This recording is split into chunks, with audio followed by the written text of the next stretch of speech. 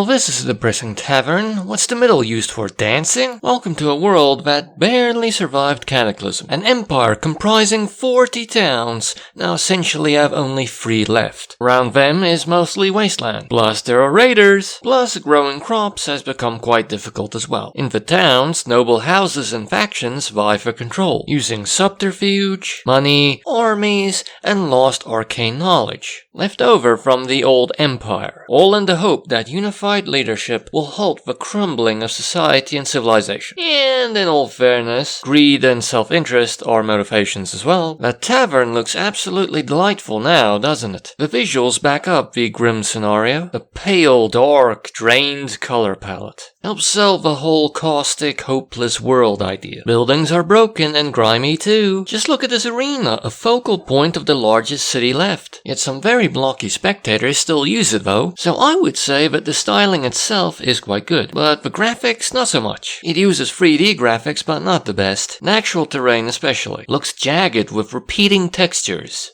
Not great. The cities are well designed, and technically, I suppose the humans look alright. At least when they're not taking in an arena fight. At least for an isometric game, where you usually view them from far away. But there are plenty of areas that feel lifeless, and the areas that are populated have humans who aren't really fans of the whole moving around thing. But arguably that works in the game's favor. It's another bullet point to mark the grim world. They've got nothing to do and very little reason to hope. We'll just stand around while the protagonist runs about. I like it, but it's definitely not for everyone. Depression is not a feeling that RPGs generally aim for. It's got some nice Roman styling though. Centurions, combined with techno-fantasy. The atmosphere is great too, but once again depressed. Ominous music injects morose.